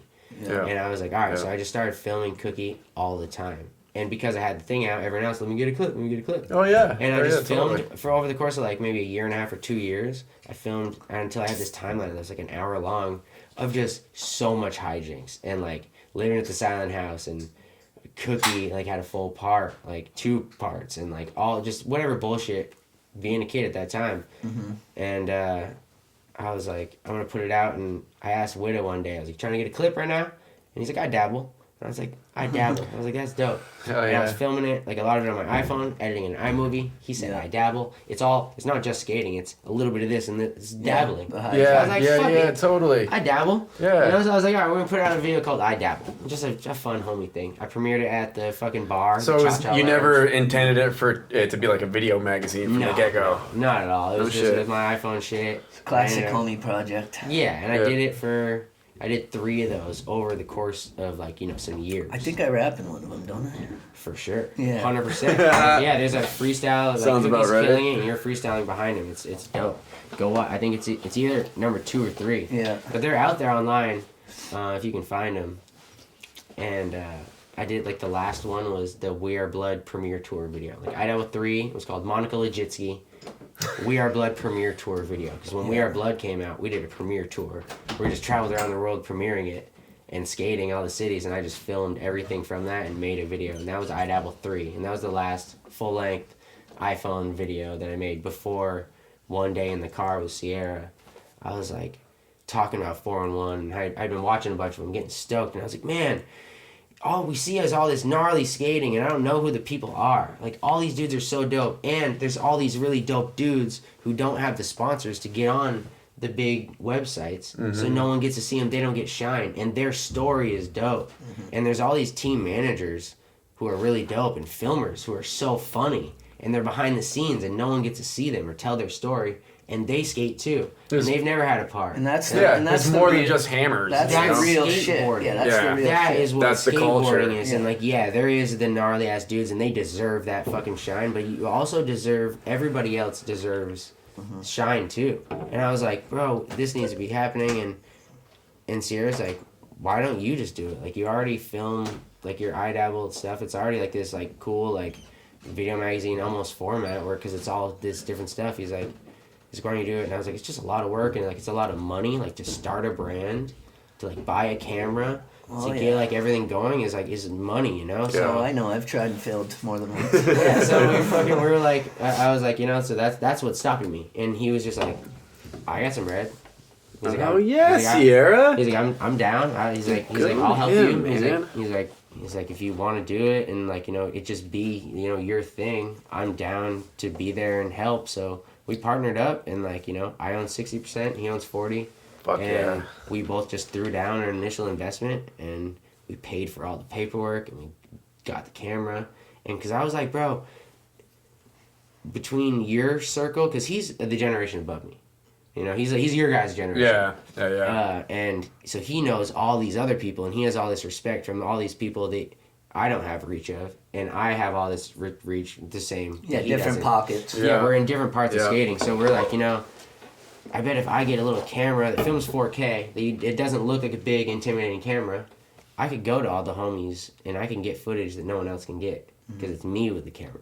It's not a filmer in their face where they like feel on guard. I Yeah, can pull up yeah, with the yeah. camera and go to Evan Smith's house and let's talk about music and sit on the floor with him and film him make a beat on GarageBand and interview him, just me and him, so personally, and no one else can get that footage. Yeah, so Yeah, the whole 'cause they're iDabble comfortable vision already. is really just like the core stuff, like the kind of like I'm not gonna say behind the scenes, but sort of, yeah, like It's- what isn't already in your face type shit, right? Well, and even if it's something that's already in your face, I'm gonna give you a whole nother side of it that you should have seen, that you didn't because they didn't show it to you. Yeah. Like Mark Appleyard is a perfect example. Yeah, He's yeah. our host. Dude, the and best host ever, dude. He is so funny, and I Yeah, bet you he's didn't know how hilarious. funny he was before I Dabble. No. he's no, the new he's- Lance Mountain, and but he's funnier. a Yeah, legend. yeah. And I just learned from chilling with Cookie when he was on Element. I'd go on go to the skate camp, and we'd all just be chilling around the fire drinking. And Appleyard would have me dying laughing. I'm like, he's just such like, oh, this is my favorite. Just like he's such a man, like such a like all grunty, and like just everything he says and does is fucking comedy. Yeah. And when it came time for figuring out who the host was, I was like, dude, fucking, we need Appleyard. Like, he's the man. He was down. It's funny, I was in Barcelona, years ago, with Ziegel and them, and Appleyard was out there, like, pretty much the whole time. And I remember on Ziegel's birthday, Appleyard and Ollie big healed Big Four at Machba. Sick. Yeah. That's gnarly. I was there. I remember my Got to see that. buddy Brian was watching him try to do kickflip backtail big spin down Hubba Hideout in San Francisco. Wow. Was like there like poaching footage like in the Wow. background, you know? And he couldn't do it after 10 tries, so he's like, fuck, I'll just do kickflip backtail shove, did it like first try. I was like, let's go home. Yeah. Like, but it's a perfect example of like, Bro. it's in your face. You know Appleyard. But I'm going to show you Appleyard. yeah.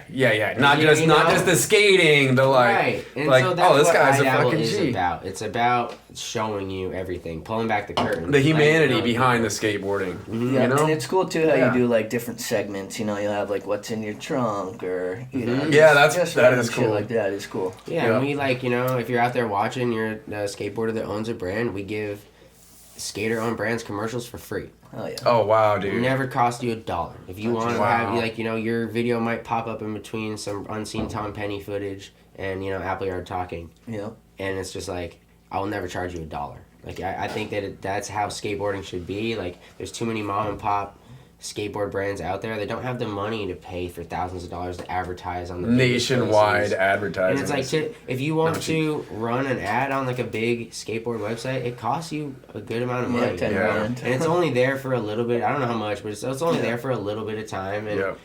if people see it, and it's like, I don't think it should be like that. Like, we can make our money elsewhere, and you guys can be a part of skateboarding. Yeah. So it's like, we do stuff like that. We do, you know, things that we make that you can only get in your local shop. Like last year we did like a Christmas calendar, and it was all, and there's a new one coming out, but I didn't get time to do it before Christmas this year. It'll be soon, but it's just skateboarders' dogs. Like, you know, Boo's dog, and like Cute. this year, like Lizzie Armanto's dog, and like just all like pro skaters' dogs. Hell It's yeah. a dog calendar. Yeah. And, like, you could only get them at core local skate shops. We didn't even sell them on the site. Like, we just do stuff like that to try to really give back to skateboarding in the realest way. Yeah. And like, if you can only get at that core skate shop, you gotta go there. And then, gotta all right, go I'm there. here. I'm buying this Exactly. fat ass dog calendar.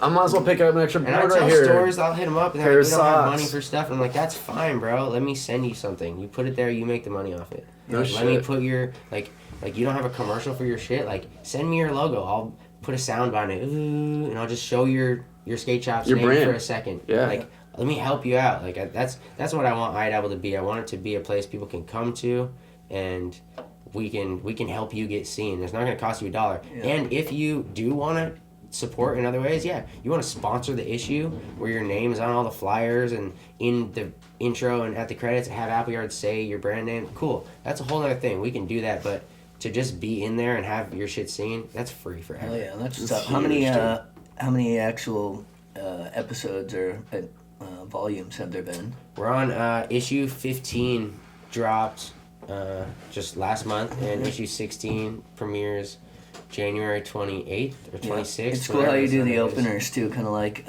paying homage to the old 4-in-1. Dude, everything it's not an original concept. I tell people that all the time. It's 411. But you saw But like the something, shit was dead before you were And doing it, it dude. was. And you it's saw for something that was for- missing. For guys like us that grew up watching 401 and digital magazine, Yeah. like I was like, holy shit, thank you God. Like Hell the world yeah, dude. needs this. Dude. Thank you, man. Yeah. And I was like, we're gonna, we need a jingle. We need a dope jingle. So Yeah. I made the jingle like that. Do. Yeah. Like, I made that shit. That was me. I was Fucking- hyped. I got to put I filmed some stuff of A-Bear that was in the last, I think it was the last 4-in-1 ever. Wow. Yeah. That's No fucking shit. really legendary. Yeah, I got a Those check dudes from are- 4-in-1 that they're I never epic. even, I don't think I ever even cashed it, or if I did, I still have the like receipt thing, but yeah, it's like, That's sick. you know.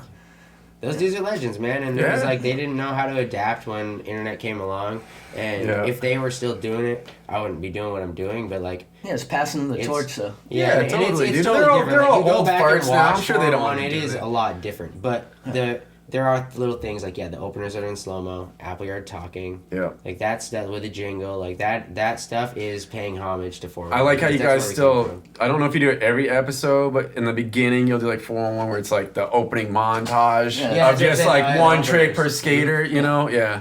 Now, so that's dope. We'll put some links to the iDabble and all this we stuff. drop a new one every 3 months, man. Quarterly. Wow, dude. That's what's up. So yeah, so talk a little bit about We Are Blood, which I guess is the biggest, at least the most highest budget. It's like a skate movie, essentially. For sure. Without, For sure. not on some corny shit, but like, you guys went all over. Obviously, Ty Evans has his black belt in fucking skate videos. Yeah, he's the best. So talk a little bit about how that all came into fruition.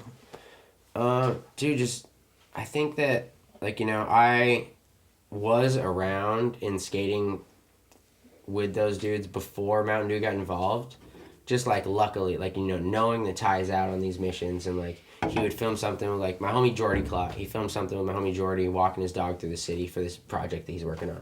I was like, damn, you get to work with Ty? And he's like, yeah, I'm going out with him this week, come out. So I would just, go out on these sessions and, try to get clips with Ty driving these cars that had cameras on them in this crazy situations that you never could even imagine. And I was just like, this is so cool. It's like some Hollywood shit. Yeah, and it turned out they were going to go to China. And Buckman got involved, was filming. And Buckman was in Ty's ear, like, yo, you gotta bring Cookie, you gotta bring Cookie. So Cookie got invited, and I didn't. And I was like, yo, I'm going to China, bro. I called Ty. I was like, yeah, did you forget to call me, bro? And I was like, he's like, you want to go? He's like, yeah, you want to go? And I was like, yeah, dog. And he's like, if you can get your flight, I got you. I got you on a hotel room. You can be with us on the trip. Let's go. And I was like, say less. So I hit up Mountain Dew, and I was like, you got me? And they got my flight. And on that trip, Ty realized that me and Cookie were best friends from the middle of nowhere. Mm-hmm. That, we're trying to make it in skating, and we're doing stuff. And you guys were hungry and, working hard. So it's not like you have a taking it special for magic granted. together, Yeah, we're we were good friends. So he saw that, and he told us later when he invited us on, the other trips after China, that he's like, yeah, I want you guys to represent the kid who's in the middle of nowhere who is going to make it in skateboarding. Yeah. He's like, there's a lot of kids that are going to watch this video, and they're from nowhere, and, they're going to see you guys, and, I want you guys to represent that. And that was, an honor. So he brought us on all the trips, and we got to go to Barcelona for the first time. I got to go. We went for a month. Stayed next to Parallel. Went to Dubai for a month. Stayed in a ridiculous hotel. How crazy was 170 Dubai? floors. It was insane. It was the coolest shit ever. I went skydiving for the first time. I tried surfing for the first time.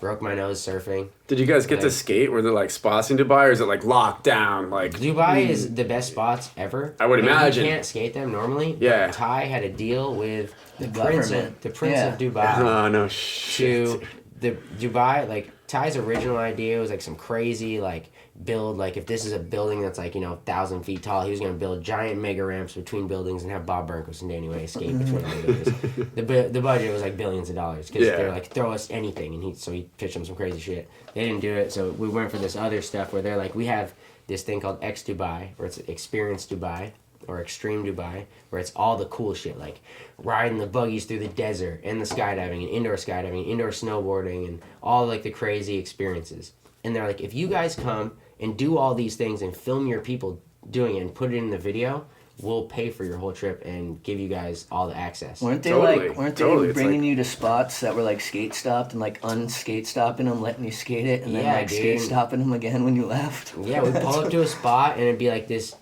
$1 billion building, just some stupid, insane oil money, insane crazy something, and dictator. we get out of the car and walk up, and before you could even get on the property, there's mad people you can't be here, get out of here. And our dude who had his Connect, he'd pull up his phone, and I don't know what he would say, but he'd hand the phone over, and the dudes would be like, you guys can do anything you want here. Do you guys want us to denob this ledge? Do you need wax? And they'd let us, they'd bring us sledgehammers if we're yeah, we're going to destroy these stairs. They'd be here you go. No shit. Because you guys had an in with the Prince of Dubai, right? Yeah. And so that was it. It was, we could do anything we wanted in that sense, in the skateboarding sense. But bro, there is no weed in Dubai. You cannot smoke there at all. And you can, it's you could die. They could kill you. You find some weed in your, there are people that go out there. They told us someone had recently gotten, there was a little nug in the bottom of their shoe that they had stepped on somewhere at home. and they found it, and that dude is in jail out there for like a long time. That's Yeah. crazy. Like chrome that was like in his shoe. Yeah, So how was a that lot, tough? a lot of places like be careful, kids. Yeah, if you so- go traveling, don't bring your weed with you. You don't want to end up in fucking Russian can't take prison. your shirt off. Yeah. You can't take your shirt off. It's 100 and fucking something degrees. You're trying to skate. No shirts off. Yeah. You can't look at the women. You can't talk to the women. You can't if you're there. You go with your chick. Unless you're married, you got to get a different hotel room. You guys cannot be laying on the beach together, walking around holding hands. Yeah. Yeah, it's like It's all a very cool strict place. Strict Muslim. Very cool place from afar.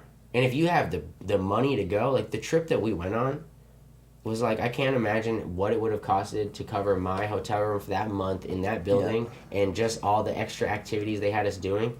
It was insane. Like, Well, you your gotta we have are so your much whole money. We Are Blood part was ridiculous, and we should throw some clips in of it. But yeah, you went off on that. Like obviously Thanks, when you're man. out there with Ty and you're with all the homies, Yeah, it's dude, like it was very motivating. Yeah. Extremely motivating. That was like one of the coolest times of my life. It was the most traveling I ever got to do. It was the first time I left the country, and I am very grateful for Ty and Mountain Dew for letting me be a part of that Yeah, shit. shit's super cool. It was cool. I That's think about you and amazing. Cookie being out there all the time. Dude, yeah, Yeah. we were on one. We were having a great time. Yeah, yeah, that's fucking dope. So what are you? So you quit blind.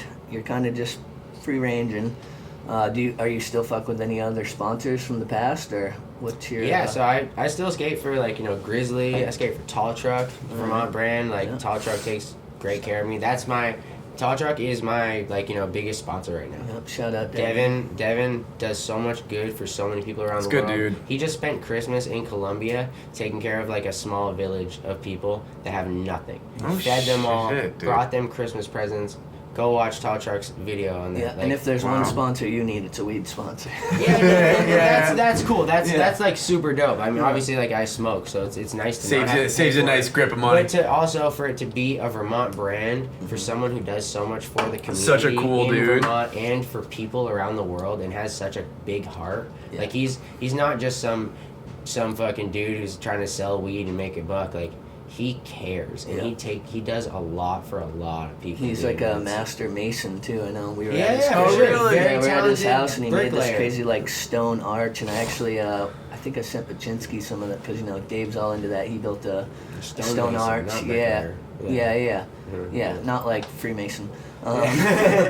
Not like the Yeah, he's the almighty man, guy. dude. Like, But, yeah, those like 500-foot long stone walls you see in old back roads. Like he builds Yeah. like that kind of Oh, shit. shit. That's super yeah, that's cool. dope. Shout out Dev. So There's not enough people do that these are you days. still getting But, Lakai's or?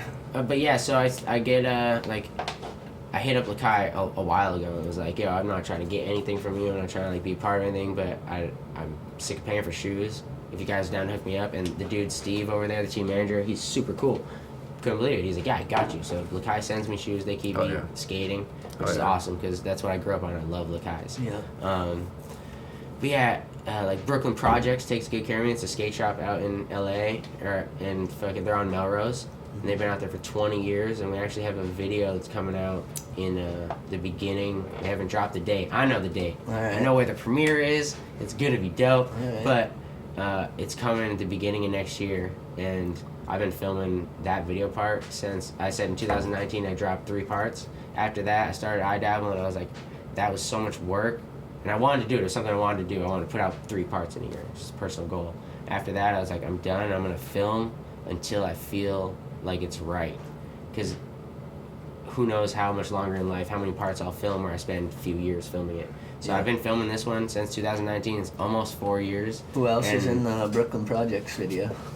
Dude, there's a good squad of people. Like my homie Jalen, who's a beast. Cole Gossett, who's a beast. Jake Odell. My homie Badass Curtis. Like Cookie will probably have a couple clips. Like there's probably 20 dudes on the squad. Hell yeah. Like Braden Stefanski skates for him. Dane Vaughn. Like there's a good squad. Yeah. But so Brooklyn Projects videos coming, and I was like, Dom's done so much for the skateboard world and for me personally that I was like, this is where my footage is gonna go. So you're dropping your full part. Yeah, so for- I got for this him, part that I've been that's- filming for almost 4 Pretty years. righteous that of I'm you, dude. Very proud of. I've been Yeah. putting a lot of work into. I've been editing it for like the last 2 years. Like maybe like 2 years ago, I was like, all right, I'm gonna put what I have on the timeline, and like I've been picking songs and changing stuff, and been tweaking it, and it's like finally at a place where I'm super stoked on it. Hell yeah. I think I always want some more, like, enders. So I've been battling some shit. Get out there, Can't bud. fucking do the tricks. Pissing me off, bro. I'm at probably like battle number 8 or 9 for like maybe 4 different tricks. Oh, right damn. now. That's I'm dedication. going hard, but like That's- there's tricks in this part that are like dream tricks that I've wanted to do my whole life, and Yeah. I finally got it. So I'm really proud that it's going to be in this Brooklyn Projects video. That's what I'm focusing on. I'm focusing on iDabble.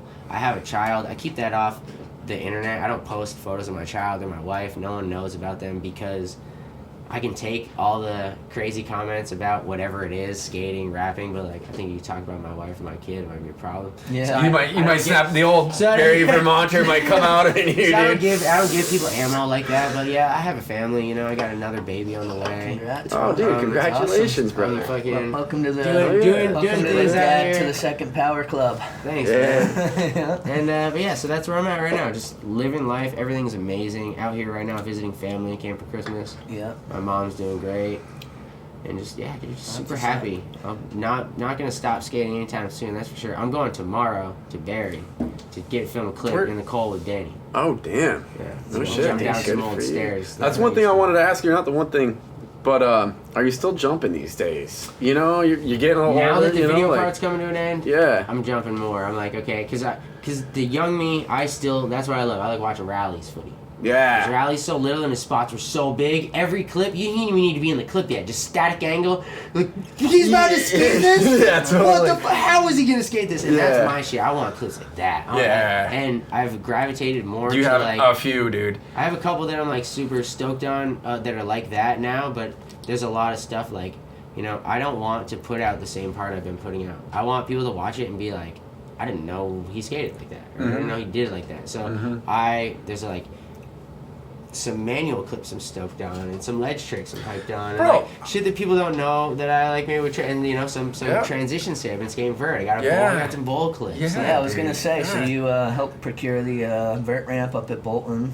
That was pretty sick, right? Yeah, dude, So that during was COVID. yeah. Came out and I was like, I've been skating vert heavy, and I was like, just wanted to learn how to fly after filming all this iDabble That's shit. what Woodsy kept saying. Yeah, I was seeing, I filmed Clay Kreiner and Jimmy Wilkins. and, Dude, Clay is the fucking best. dude, I Holy spent like shit. a year filming him and all his homies, all his Yeah. roommates, and like, literally, they have the funnest time. Like, they're just chugging beers, flying over the mega ramp, and I was like, I need to learn how to fly. And one day I was filming Jimmy Wilkins. And I was just threatening. I was like, dog, one day I'm gonna get some knee pads. I'm gonna skate this shit with you. And he points. I was like, right over there. And I was He's like, what knee the pads, fuck?" motherfucker. Bro, and at Tony Hawk's ramp, he has like a little skate shop in the corner that's all pads and helmets for anyone who wants them. Dude. Brand new. Oh, yeah. That's awesome. So I was like, shit. So I padded up, put some knee pads on and a helmet. And after I got done filming him, I skated and did my first backside air ever, like over the coping on Tony's ramp that day. And I was like hooked. And I found this little ramp called the Time Machine that was out in the valley. It's gone now, but that was like this little ramp that used to be at the Vans Park that Grosso donated to these dudes. It was at Victor That's C's the one house. you were doing like the kickflip grabs on. Yeah. I Yeah. just posted like a couple days ago, maybe yesterday. Me doing a kickflip on it and a frontside flip because Yeah. I miss skating that ramp.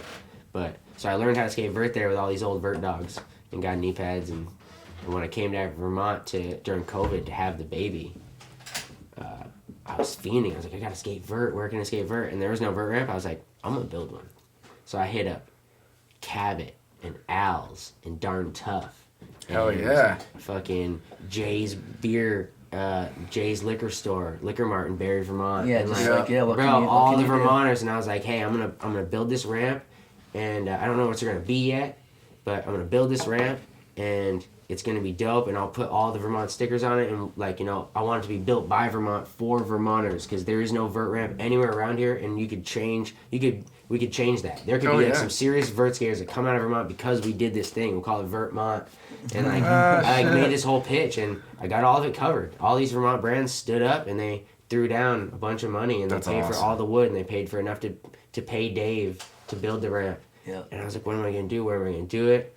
And I talked to the dudes at Bolton, and they were super down. They're like, Yeah, put it right on the tent Bless floor, out to fucking because Bolton. they were already man. building stuff over there. Shout and out to Bolton and the yeah, shout out to Glorious. Yeah. Scott, You guys all are those killing dudes, it. like But that was where that was at. Mallow, I see you. We built that vert ramp, man, and I haven't even really gotten to skate it too much, and because of COVID, we haven't gotten to do an official opening. But keep your eyes out because there is gonna be a serious ass party opening like festival. I'm gonna turn it into an annual thing where there'll be a bunch of Vermont brands that have booths, and there'll be a vert contest where there'll be like 10 G's on the line, and Clay Kreiner and those dudes will come here to skate the contest. That and would it'll be be cool, a yearly man. thing where people will come and skate the bowl there and skate Honestly, the vert ramp. something with the And city there'll of be Burlington. musicians that play. Sorry, I don't mean to interrupt. No, you. you're good. But the city of Burlington spent so much fucking money on that park downtown, and it's an amazing park. But the majority of the funds went to that world-class bowl.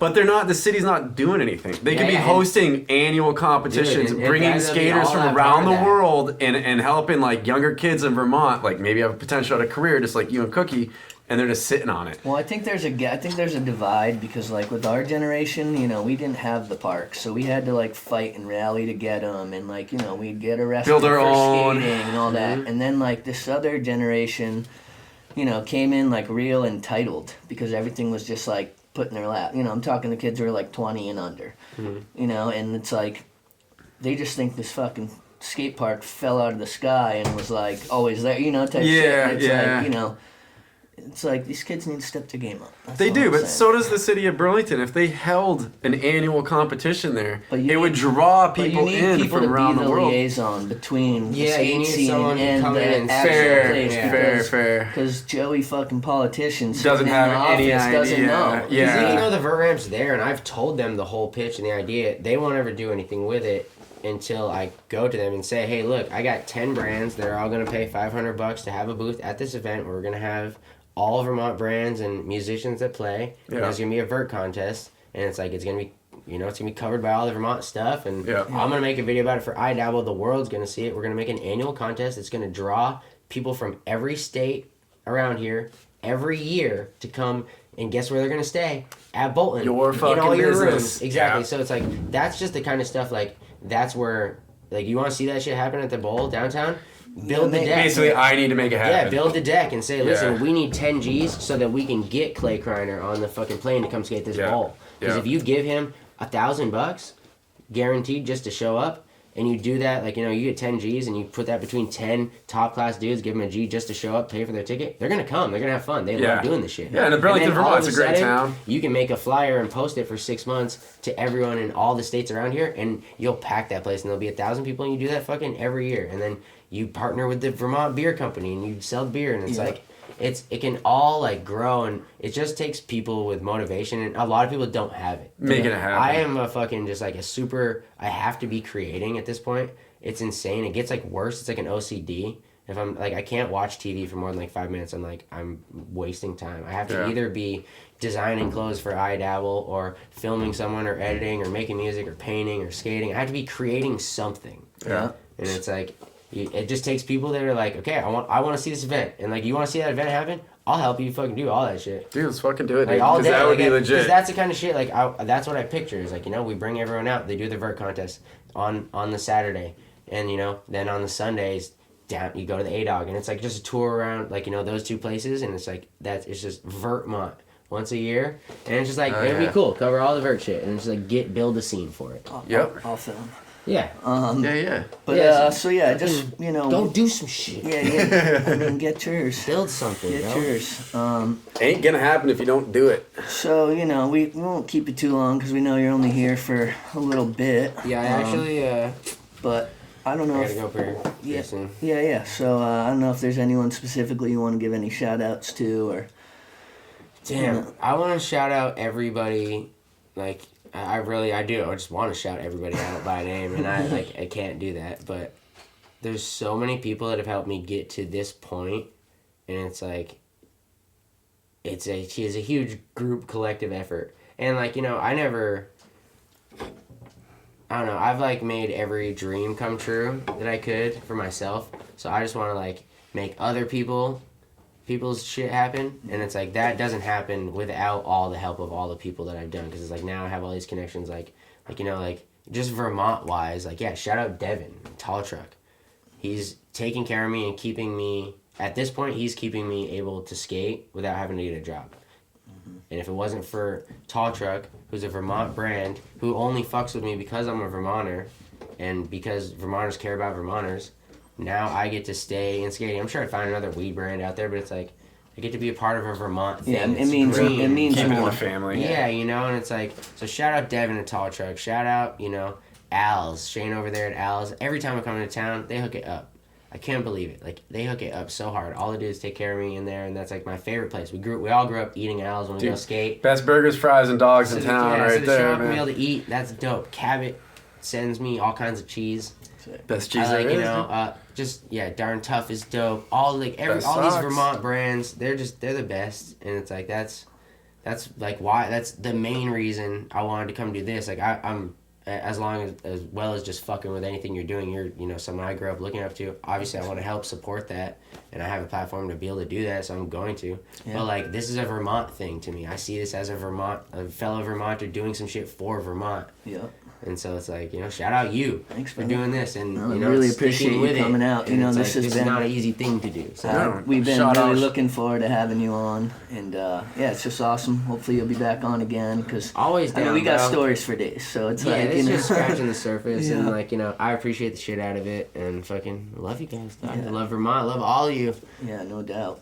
Well, shit, this shout has been. Shout out my mom. Yeah. Shout out Hannah, Talent, Dave. Yep. Hell yeah. That was a good time last night, for real. Last night we all went and skated Talent, and it was like a high school reunion. Every time I come into town, I set up a group chat, and I try to get as many homies out. And there's always like 2 or 3 of us. But last night, everyone came out, and it was fucking cool. Yeah, that was dope.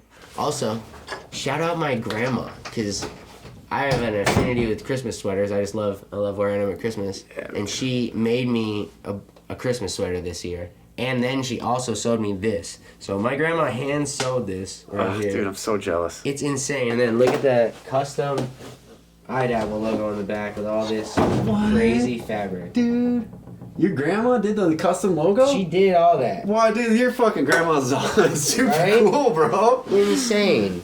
But yeah, so I talked to her about doing I was like, maybe if you make 3 of these over the course of the next year, at Christmas next year, we can put them up for raffle them off or something. Like, put them up for auction for charity. Yeah, and, yeah. Give the money back, and 3 people will have, and they'll be labeled like, sewn in, like 1 or 2. Custom, 3, handmade. Yeah, 1 out of 3. But I was tripping when she gave me this. I was like, oh my god, dude, you are talented. This is sick. I think that's the coolest I Dabble logo I've ever seen. Yo, shout out everyone's grandmas out there. Shout out grandmas. Yeah, miss you grandmas. Love you. To all the grandmas, all the Bless your souls. grandpas, you know what I mean? We literally couldn't be here without you. Go get some of that. Yeah. Give me some of that right here. Yeah. Tell you what. Yeah, dude. They're selling them at pretty much any cannabis store out there in Vermont, Tall Truck. Well, shit, we really appreciate you coming out. And this has been Golden Hour, episode 20, with a one-of-a-kind guest. Dub. Mr. Jordan Maxham. Thank you for having me. We out.